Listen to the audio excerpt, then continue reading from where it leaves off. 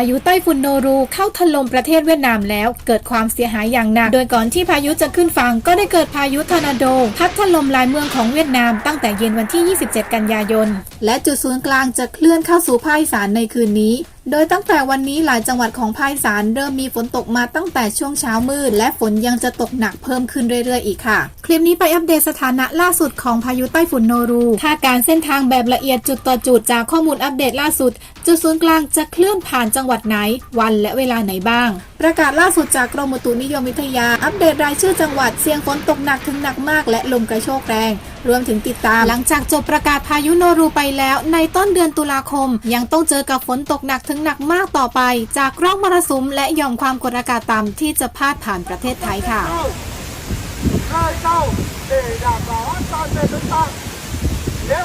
สวัสดีค่ะยินดีต้อนรับเข้าสู่ YouTube ชาวบ้านตาดำๆและ Facebook ข่าวพยากรณ์อากาศและภัยพิบัติคลิปนี้อัปเดตข่าวสภาพอากาศข้อมูลตั้งแต่วันที่ 28 กันยายนถึงวันที่ 7 ตุลาคมค่ะ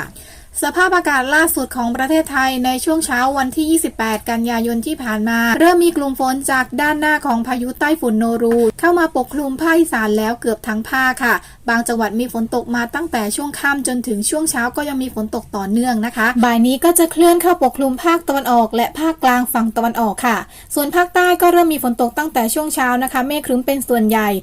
จะเป็นฝั่งอันดามันอิทธิพลจากลมมรสุมที่มีกำลังแรงขึ้นค่ะส่วนภาคเหนือและภาคกลางส่วนใหญ่วันนี้ฝนอาจจะยังน้อยอยู่นะคะ2ภาคนี้ฝนจะเริ่มตกมากขึ้นตั้งแต่ 29 กันยายนเป็นต้นไปค่ะ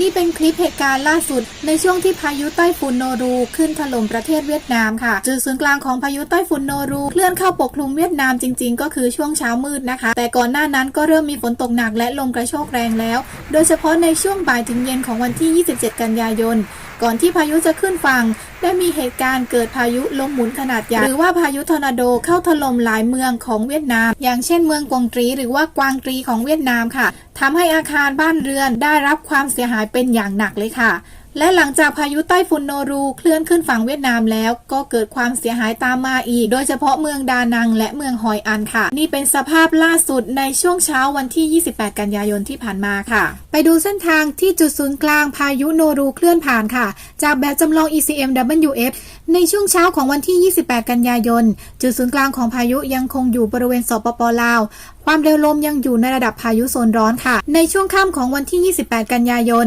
จะเคลื่อนเข้าใกล้ชายแดนรอยต่อจังหวัดอุบลราชธานีและอำนาจเจริญตีหนึ่งของวันที่ 29 กันยายนจะอยู่บริเวณรอยต่อจังหวัดอำนาจเจริญและมุกดาหาร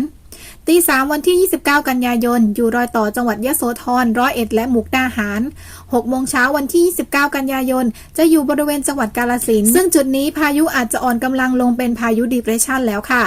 เที่ยงวันที่ 29 กันยายนพายุอยู่บริเวณจังหวัดขอนแก่นบ่าย 3 วันที่ 29 กันยายนพายุจะเคลื่อนผ่านด้านบนของจังหวัดชัยภูมิและเข้าสู่จังหวัดเพชรบูรณ์ช่วงเย็นวันที่ 29 กันยายนจุดศูนย์กลางอยู่บริเวณจังหวัดพิษณุโลกค่ำวันที่ 29 อยู่ที่สุโขทัยตี 3 ของวันที่ 30 กันยายนจะเคลื่อนเข้าสู่จังหวัดกำแพงเพชร 6 โมงเช้าเคลื่อนเข้าสู่จังหวัดตากและหลังจากนั้นก็จะเคลื่อนเข้าสู่ชายแดนพม่าต่อไปค่ะ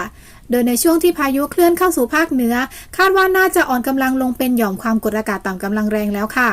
ส่วนจังหวัดอื่นๆถึงแม้ไม่ได้อยู่ในจุดศูนย์กลางของพายุก็มีโอกาสที่จะเจอฝนตกหนักถึงหนักมากได้ค่ะโดยเฉพาะภาคอีสานตอนล่างวันนี้จะเป็นพื้นที่ที่มีฝนตกหนักมากที่สุดค่ะไปต่อกันที่ประกาศฉบับล่าสุดจากกรมอุตุนิยมวิทยาค่ะเรื่องพายุโนรูฉบับที่ 14เมื่อเวลา 13 นาฬิกาของวันที่ 28 กันยายนพายุโซนร้อนโนรูบริเวณแขวงสารวันประเทศลาวมีศูนย์กลางอยู่ห่างประมาณ 90 กิโลเมตรทางทิศตะวันออกของอำเภอเขมราชจังหวัดอุบลราชธานีหรือที่ลัติจูด 15.8 องศาเหนือลองจิจูด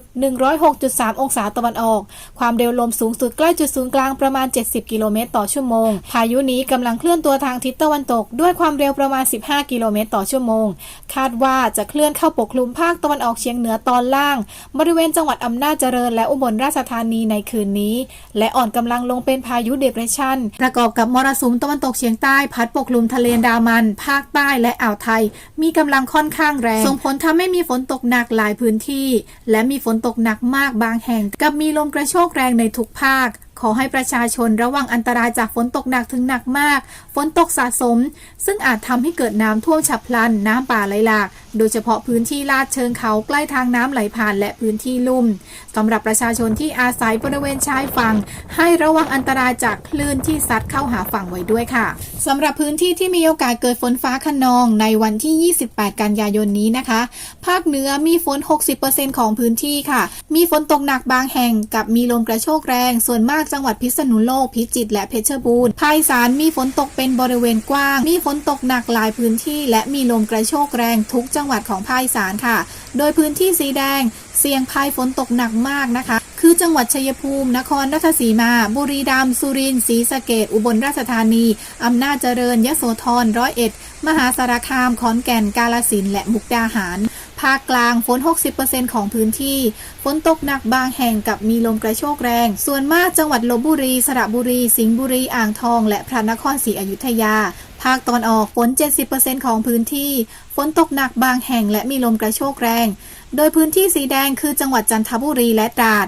พื้นที่สีเหลืองคือจังหวัดสระแก้วปราจีนบุรีและนครนายกภาคใต้ฝั่งอันดามันฝน 80% ของพื้นที่ฝนตกหนักถึงหนักมากบางแห่งโดยพื้นที่สีแดงเสี่ยงฝนตกหนักมากคือจังหวัดระนองและพังงาพื้นที่สีเหลืองฝนตกหนักคือจังหวัดภูเก็ตกระบี่ตรังและสตูลสำหรับภาคใต้ฝั่งอ่าวไทยมีฝน 60% ของพื้นที่ยังไม่อยู่ในพื้นที่เสี่ยงฝนตกหนักนะคะแต่มีโอกาสเกิดฝนฟ้าคะนองบริเวณจังหวัดเพชรบุรีประจวบคีรีขันธ์ชุมพรสุราษฎร์ธานีและนครศรีธรรมราชค่ะต่อไปวันที่ 29 กันยายนภาคเหนือจะเริ่มได้รับผลกระทบมากขึ้นนะคะมีโอกาสเกิดฝนตกหนักบริเวณจังหวัดแม่ฮ่องสอนเชียงใหม่ลำพูนลำปางน่านพะเยาแพร่อุตรดิตถ์สุโขทัยตากกำแพงเพชรพิจิตรพิษณุโลกและเพชรบูรณ์โดยพื้นที่สีแดงเสี่ยงฝนตกหนักมากคือจังหวัดเพชรบูรณ์ค่ะภาคอีสานยังคงได้รับผลกระทบทุกจังหวัดทั้งภาคนะคะโดยพื้นที่สีแดงเสี่ยงฝนตกหนักมากคือจังหวัดชัยภูมินครราชสีมาบุรีรัมย์สุรินทร์ศรีสะเกษอุบลอำนาจเจริญยโสธรร้อยเอ็ดมหาสารคามและขอนแก่นค่ะภาคกลางจะได้รับผลกระทบมากขึ้นค่ะทุกจังหวัดของภาคกลางอยู่ในพื้นที่เสี่ยงภัยฝนตกหนักนะคะโดยพื้นที่สีแดงเสี่ยงฝนตกหนักมากคือจังหวัดนครสวรรค์ลพบุรีสระบุรีสิงห์บุรีอ่างทองอยุธยาปทุมธานีรวมทั้งกรุงเทพและปริมณฑลค่ะภาคตะวันออกได้รับผลกระทบทุกจังหวัดโดยทุกจังหวัดของภาคตะวันออกอยู่ในพื้นที่สีแดงเสี่ยงฝนตกหนักมากค่ะภาคใต้ก็จะได้รับผลกระทบเพิ่มมากขึ้นนะคะเป็นพื้นที่สีเหลืองค่ะจังหวัดเพชรบุรีประจวบคีรีขันธ์ชุมพรสุราษฎร์ธานีระนองพังงาภูเก็ตกระบี่ตรังและสตูลค่ะสำหรับวันที่ 30 กันยายนวันสุดท้ายภาคเหนือจะมีพื้นที่ได้รับผลกระทบมากขึ้นค่ะทุกจังหวัดของภาคเหนืออยู่ในพื้นที่เสี่ยงภัยฝนตกหนักโดยพื้นที่เสี่ยงฝนตกหนักมากระดับสีแดงอยู่ทางตอนล่างค่ะคือจังหวัดตากกำแพงเพชรพิจิตรพิษณุโลกและเพชรบูรณ์ภาคอีสานพื้นที่เสี่ยงฝนตกหนักจะลดลงค่ะเหลือเฉพาะพื้นที่สีเหลืองนะคะบริเวณจังหวัดเลยหนองบัวลำพูอุดรธานีหนองคายบึงกาฬสกลนครชัยภูมิและนครราชสีมาภาคกลางยังคงได้รับผลกระทบทุกจังหวัดอยู่ค่ะโดยพื้นที่สีแดงเสี่ยงฝนตกหนักมากคือจังหวัดนครสวรรค์อุทัยธานีชัยนาทลพบุรีสระบุรีสิงห์บุรีและอ่างทองภาคตะวันออกยังได้รับผลกระทบทุกจังหวัดนะคะแต่เป็นพื้นที่สีเหลืองค่ะภาคใต้ได้แก่จังหวัดเพชรบุรีประจวบคีรีขันธ์ชุมพรระนองพังงาและภูเก็ตโดยพื้นที่สีแดงคือจังหวัดระนองค่ะสำหรับคลื่นลมทะเลอันดามันและอ่าวไทยมีกำลังค่อนข้างแรงโดยทะเลอันดามันและอ่าวไทยตอนบนมีคลื่นสูง 2-3 เมตรบริเวณที่มีฝนฟ้าคะนองคลื่นสูงมากกว่า 3 เมตรส่วนอ่าวไทยตอนล่างทะเลมีคลื่นสูงประมาณ 2 เมตรบริเวณที่มีฝนฟ้าคะนองคลื่นสูงมากกว่า 2 เมตรเรือเล็กบริเวณทะเลอันดามันและอ่าวไทยตอนบนควรงดออกจากฝั่งจนถึงวันที่ 1 ตุลาคมนี้ค่ะส่วนพยากรณ์อากาศ 7 วันข้างหน้าจากกรมอุตุนะคะหลังจากจบประกาศฉบับนี้ไปแล้วในวันที่ 1-3 ตุลาคมร่องมรสุมพาดผ่านภาคเหนือตอนล่างภาคกลางตอนบนและภาคตะวันออกเฉียงเหนือทำให้ประเทศไทยยังคงมีฝนตกต่อเนื่องและมีฝนตกหนักบางแห่งต่อไปและคลื่นลมก็ยังคงมีคลื่นสูงประมาณ 2-3 เมตรค่ะมาต่อที่แอปวินดี้ค่ะดูแนวโน้มฝนล่วงหน้าผ่านแบบจำลอง ECMWF บริเวณไหนมีสีคือมีโอกาสที่จะมีฝนสีฟ้าเป็นฝนเล็กน้อยเบาบางหรือเป็นแค่เมฆครึ้มสีเขียวสีเหลืองฝนปานกลางสีแดงและสีชมพูฝนตกหนักที่สุดแบบจำลองไม่ได้แม่น 100% อย่าลืมกดดูแบบเต็มจอด้วยนะคะจะได้เห็นวันที่และเวลาที่อยู่ล่างสุดของหน้าจอค่ะเริ่มดูในช่วงค่ำของวันพุธที่ 28 กันยายนค่ะ ในช่วงค่ำนี้จุดศูนย์กลางก็จะเคลื่อนผ่านชายแดนไทยลาวเข้ามาอยู่บริเวณจังหวัดอำนาจเจริญหรืออุบลราชธานีแล้วนะคะแอดมินจะดูเฉพาะพื้นที่ฝนตกหนักสีฟ้าเขียวเหลืองแดงนะคะส่วนเรื่องจุดศูนย์กลางได้แจ้งไปในช่วงต้นคลิปแล้วค่ะช่วงค่ำนะคะพื้นที่ที่มีโอกาสเกิดฝนตกหนักมากที่สุดก็คือจังหวัดอุบลราชธานีอำนาจเจริญยโสธรร้อยเอ็ดศรีสะเกษแล้วก็สุรินทร์ค่ะจะอยู่ในพื้นที่สีเหลืองไปจนถึงสีชมพูเลยนะคะส่วนพื้นที่สีเหลืองรองลงมาคือบุรีรัมย์นครราชสีมาขอนแก่นมหาสารคามกาฬสินธุ์สกลนครมุกดาหารแล้วก็ชัยภูมิเลยค่ะแล้วก็จังหวัดอื่นของภาคอีสานที่เหลือทุกจังหวัดจะอยู่ในพื้นที่สีฟ้านะคะสำหรับภาคตะวันออกก็จะมีแค่สีฟ้าอ่อนนะคะสระแก้วปราจีนบุรีนครนายกฉะเชิงเทราจันทบุรีหนักสุดก็จะเป็นแค่จังหวัดตราดที่มีสีเขียวบ้างค่ะภาคกลางน้อยมากค่ะมีสีฟ้าอ่อนแถวนครสวรรค์ลพบุรีสระบุรีและจังหวัดที่ติดกับภาคตะวันออกภาคอีสานนั่นเองค่ะภาคเหนือสีก็ยังน้อยนะคะส่วนใหญ่จะมีตกหนักสุดก็คือแถวจังหวัดเพชรบูรณ์ค่ะจะเป็นสีเขียวเหลืองอยู่ส่วนจังหวัดพิษณุโลกนครสวรรค์พิจิตรจะมีแค่สีฟ้าค่ะภาคใต้ถึงแม้ไม่ได้อยู่ในเส้นทางพายุนะคะแต่ฝนเพิ่มขึ้นเป็นอิทธิพลจากลมมรสุมตะวันตกเฉียงใต้ที่แรงขึ้นค่ะภาคใต้ฝั่งอันดามันจะมีฝนเพิ่มขึ้นนะคะมีสีฟ้าเขียวช่วงระนองถึงสตูลทุกจังหวัดฝั่งอ่าวไทยจะมีฝนบ้างค่ะประจวบชุมพรสุราษฎร์นครพัทลุงสงขลาค่ะไปดูช่วงดึกค่ะตีหนึ่งวันพฤหัสที่29กันยายนภาคใต้มีสีเขียวช่วงจังหวัดระนองพังงาและตรังค่ะจังหวัดอื่นก็จะมีสีฟ้าค่ะประจวบชุมพรสุราษฎร์นครภูเก็ตกระบี่ตรังสตูลสงขลายะลาภาคตอนออกมีสีฟ้าเป็นส่วนใหญ่นะคะเกือบทุกจังหวัดยกเว้นจังหวัดชลบุรีและระยองบางส่วนโดยหนักสุดจะเป็นจังหวัดตราดค่ะมีสีเหลืองภาคกลางสียังอ่อนอยู่นะคะเป็นสีฟ้าอ่อนปกคลุมเป็นส่วนใหญ่เกือบทุกจังหวัดยกเว้นจังหวัดกาญจนบุรีราชบุรีแล้วก็ช่วงจังหวัดที่ติดทะเลยังไม่ค่อยมีสีเข้ามาค่ะหนักสุดของภาคกลางก็จะมีแค่แถวนครสวรรค์ลพบุรีสระบุรีที่มีสีเขียวบ้างเล็กน้อยค่ะภาคเหนือสีเริ่มเพิ่มขึ้นนะคะแต่ยังคงหนักเน้นทางตอนล่างค่ะพิษณุโลกพิจิตรและเพชรบูรณ์จะเป็นสีเขียวเหลืองนะคะส่วนจังหวัดใกล้เคียงอย่างน่านอุตรดิตถ์แพร่ตากค่ะจะเป็นสีฟ้าอ่อนๆสำหรับภาคอีสานตอนล่างทุกจังหวัดนะคะยังต้องระวังฝนตกหนักอยู่ค่ะโดยพื้นที่สีแดงถึงชมพูเลยก็คือนครราชสีมาบุรีรัมย์สุรินทร์ศรีสะเกษอุบลยโสธรและร้อยเอ็ดค่ะพื้นที่สีเหลืองมหาสารคามขอนแก่นชัยภูมิเลยหนองบัวลำพูหนองคายบึงกาฬค่ะจังหวัดอื่นที่เหลือเป็นสีฟ้าทุกจังหวัดตีสามวันพฤหัสที่29กันยายนกลุ่มฝนตกหนักก็จะเริ่มขยับมาทางด้านตะวันตกของภาคเรื่อยๆนะคะสีชมพูสีแดงหนักสุดคืออยู่แถวนครราชสีมาขอนแก่นมหาสารคามบุรีรัมย์สุรินทร์ศรีสะเกษค่ะเลยชัยภูมิแก่นยโสธรร้อยเอ็ดกาฬสินธุ์ค่ะส่วนจังหวัดทางฝั่งตะวันออกของภาคหรือว่าริมฝั่งโขงนะคะจะเหลือแค่สีฟ้าแล้วค่ะ6 โมงเช้าวันพฤหัสที่29กันยายนเริ่มที่ภาคใต้ค่ะมีสีเขียวช่วงจังหวัดพังงาภูเก็ตกระบี่สีฟ้าประจวบระนองสุราษฎร์นครพัทลุงสงขลาตรังสตูลค่ะส่วนใต้ตอนล่างไม่มีสีภาคตอนออกมีสีเหลืองจันทบุรีตราดจังหวัดอื่นเป็นสีฟ้าทุกจังหวัดภาคกลางมีสีเหลืองทางตอนบนของภาคค่ะนครสวรรค์อุทัยธานีชัยนาทสิงห์บุรีอ่างทองลพบุรีสระบุรีค่ะส่วนจังหวัดอื่นเป็นสีฟ้ายกเว้นราชบุรีค่ะภาคเหนือมีสีเหลืองนะคะหนักทางตอนล่างของภาคค่ะสีเหลืองแถวจังหวัดตากกำแพงเพชรสุโขทัยพิษณุโลกพิจิตรเพชรบูรณ์อุตรดิตถ์โดยสีแดงชมพูนะคะจะอยู่แถวพิษณุโลกพิจิตรและเพชรบูรณ์ค่ะส่วนภาคเหนือตอนบนสีน้อยมากๆเลยค่ะภาคอีสานค่ะกลุ่มสีตกหนักชมพูแดงจะย้ายมาทางฝั่งชัยภูมินครราชสีมาบุรีรัมย์มหาสารคามแล้วก็สุรินทร์ยังมีอยู่บ้างนิดหน่อยค่ะสีเหลืองมีแถวขอนแก่นร้อยเอ็ดค่ะส่วนจังหวัดอื่นที่เหลือของภาคอีสานทุกจังหวัดอยู่ในพื้นที่สีฟ้าค่ะ9 โมงเช้าวันพฤหัสที่29กันยายน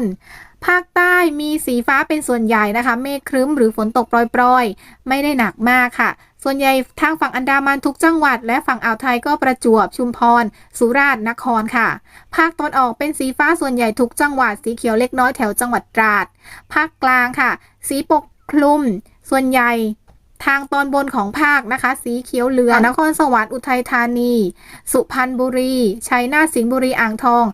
ลพบุรีสระบุรีค่ะเริ่มขยับต่ำลงมาแถวทางอยุธยาด้วยค่ะส่วนทางภาคกลางตอนล่างเป็นแค่สีฟ้าอ่อนๆมากๆค่ะภาคเหนือหนักทางตอนล่างเหมือนเดิมนะคะกำแพงเพชรพิจิตรพิษณุโลกเพชรบูรณ์ค่ะโดยหนักที่สุดของภาคเหนือก็จะเป็นตอนล่างของจังหวัดเพชรบูรณ์ค่ะส่วนจังหวัดอื่นของภาคเหนือมีสีฟ้าเล็กน้อยน่านอุตรดิตถ์แพร่ลำปางแม่ฮ่องสอนค่ะ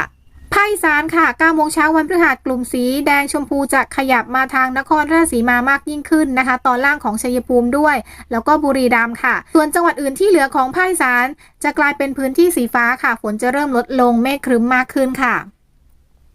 เที่ยงวันพฤหัสที่29 กันยายนภาคใต้มีสีฟ้าปกคลุมทุกจังหวัดค่ะเน้นทางฝั่งอันดามันและภาคใต้ตอนบนเหมือนเดิมนะคะภาคตะวันออกเป็นแค่สีฟ้าค่ะปกคลุมทุกจังหวัดมีสีเขียวเหลืองบ้างฝนตกหนักบ้างทางจังหวัดสระแก้วปราจีนบุรีนครนายกค่ะภาคกลางมีสีปกคลุมทุกจังหวัดโดยมีสีเขียวเหลืองยังเป็นจังหวัดทางตอนบนเหมือนเดิมค่ะภาคเหนือสีเหลืองจะเป็นฝั่งจังหวัดแม่ฮ่องสอนตากสุโขทัยกำแพงเพชรพิจิตรค่ะส่วนจังหวัดอื่นเป็นสีฟ้านะคะยกเว้นช่วงจังหวัดเชียงรายหรือว่าตอนบนของจังหวัดเชียงใหม่ที่ฝนจะค่อนข้างน้อยมากๆค่ะภาคอีสานในช่วงเที่ยงวันพฤหัสค่ะมีสีเหลืองแดงเบาลงนะคะทางตอนล่างของชัยภูมินครราชสีมาและบุรีรัมย์ค่ะส่วนจังหวัดอื่นที่เหลือของภาคอีสานเป็นสีฟ้าทุกจังหวัดบ่ายวันพฤหัสที่29 กันยายนภาคใต้ยังมีโอกาสเกิดฝนตกอยู่นะคะโดยเฉพาะฝั่งอันดามันเป็นสีฟ้าเขียวฝั่งอ่าวไทยสีฟ้าเป็นส่วนใหญ่ค่ะแต่ทางตอนล่างของภาคใต้จะเริ่ม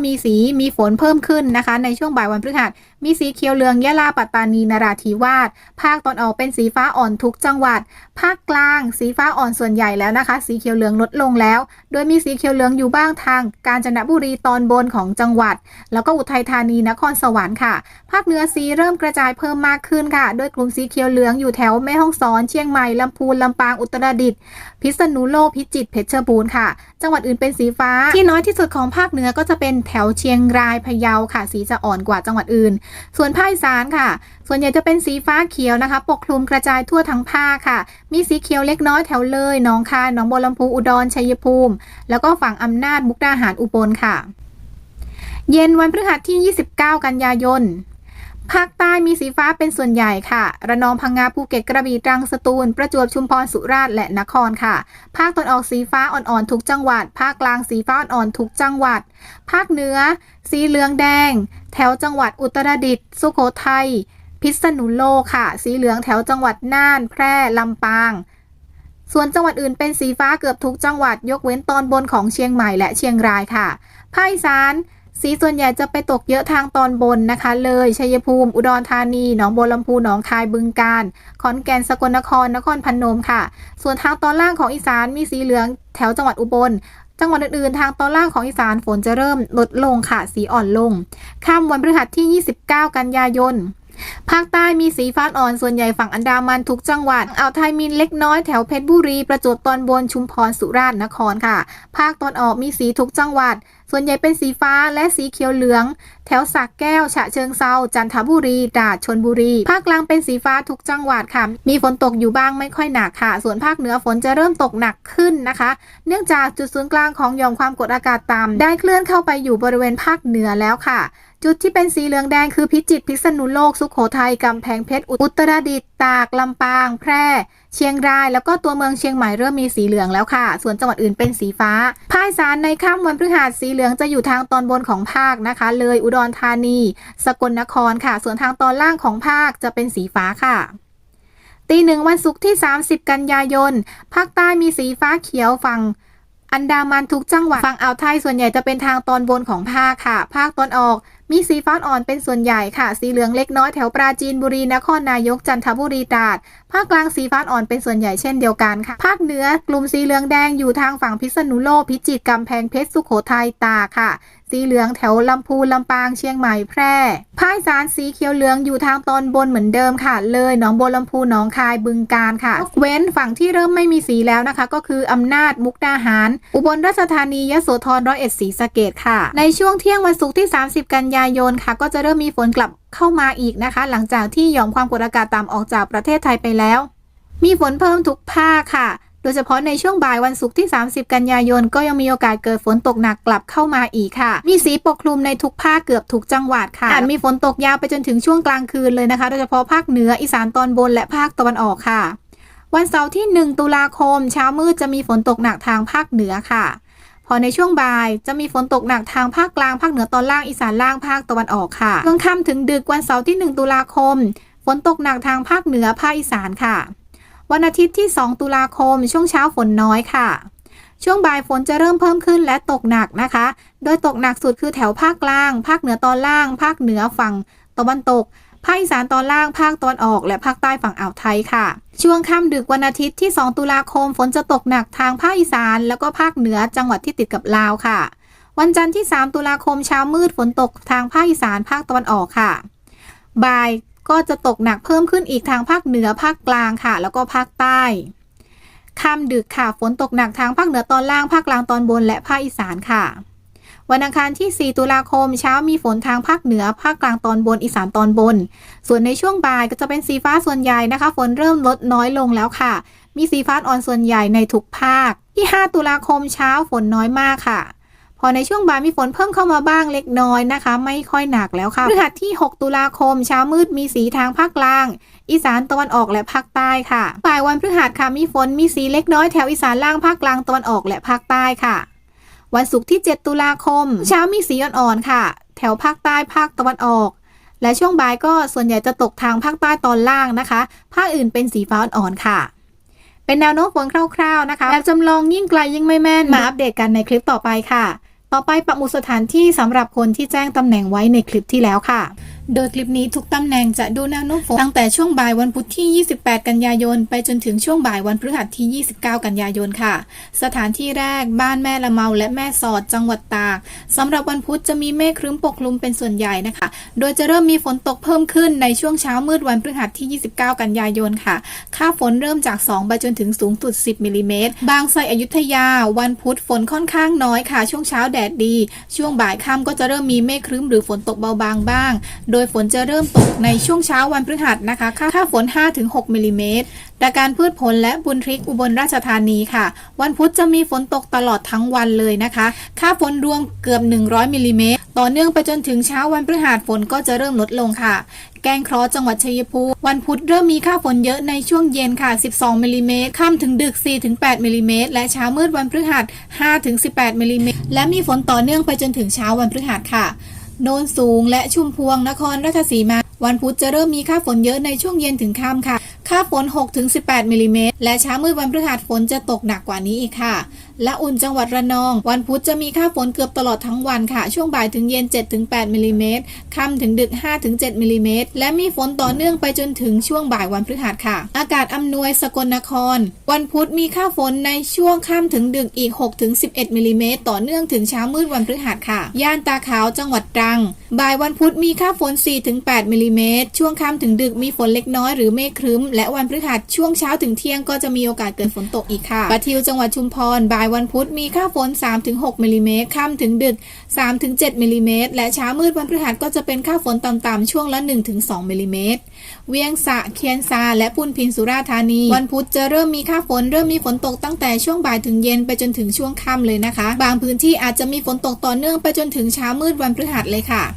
สีชนนครศรีธรรมราชวันพุธมีค่าฝนเล็กน้อยช่วงเย็น2มิลลิเมตรนอกจากนั้นก็จะมีเมฆครึ้มๆเป็นส่วนใหญ่ไปจนถึงเช้ามืดวันพฤหัสเวียงเทิงจังหวัดเชียงรายวันพุธถึงเช้าวันพฤหัสโอกาสเกิดฝนตกน้อยมากค่ะศรีสำโรงสุโขทัยวันพุธจะเริ่มมีค่าฝนในช่วงดึกๆค่ะ13มิลลิเมตรเช้ามืดวันพฤหัส 5-19 มิลลิเมตรและเช้าวันพฤหัสก็มีโอกาสเกิดฝนตกค่ะโนนสุวรรณและพุทธไทยสงฆ์จังหวัดบุรีรัมย์วันพุธจะมีโอกาสเกิดฝนตกเกือบตลอดทั้งวันนะคะตั้งแต่เช้าไปจนถึงช่วงดึกเลยค่ะค่าฝนแต่ละช่วงเกิน 10-20 มิลลิเมตรและต่อเนื่องไปจนถึงเช้าวันพฤหัสก็ยังมีฝนตกตลอดค่ะรัตนบุรีและศรีนรงค์จังหวัดสุรินทร์วันพุธมีฝนตกตลอดทั้งวันค่ะค่าฝนแต่ละช่วงเกิน10มิลลิเมตรรวมๆก็ทั้งวันเกือบ100มิลลิเมตรและฝนตกหนักต่อเนื่องไปจนถึงเช้าวันพฤหัสค่ะลมสักและวังโบดจังหวัดเพชรบูรณ์วันพฤหัสช่วงบ่ายถึงเย็นค่าฝนเล็กน้อยค่ะ 1-2 มิลลิเมตรช่วงค่ำถึงดึก 2-6 มิลลิเมตรค่าฝนจะเริ่มเยอะขึ้นก็คือในช่วงเช้าวันพฤหัสค่ะศรีสวัสดิ์กาญจนบุรีวันพุธมีค่าฝนเล็กน้อยช่วงเย็นถึงค่ำ 1-4 มิลลิเมตรส่วนวันพฤหัสจะเริ่มมีเมฆครึ้มเข้ามาปกคลุมมากขึ้นเช้าฝนยังไม่ค่อยหนักค่ะอยู่ที่ 2-5 มิลลิเมตร ดำเนินสะดวกและบ้านโป่งราชบุรีวันพุธมีโอกาสเกิดฝนตกในช่วงเย็นค่ะค่าฝน11มิลลิเมตรวันพฤหัสก็จะเริ่มมีเมฆครึ้มเข้ามามากขึ้นค่ะค่ำเขื่อนแก้วยโสธรวันพุธมีโอกาสเกิดฝนตกตลอดทั้งวันค่ะค่าฝนรวมๆแล้วเกือบ100มิลลิเมตรต่อเนื่องไปจนถึงเช้ามืดวันพฤหัสค่ะใครที่อยากให้ปักหมุดสถานที่ดูแนวโน้มฝนล่วงหน้าแจ้งชื่อตำบลอำเภอจังหวัดพร้อมด้วยคำว่าปักหมุดไว้ที่คอมเมนต์เลยค่ะขอบคุณทุกท่านที่รับชมคลิปนี้ขอให้ทุกท่านปลอดภัยแล้วเจอกันใหม่คลิปต่อไปสวัสดีค่ะ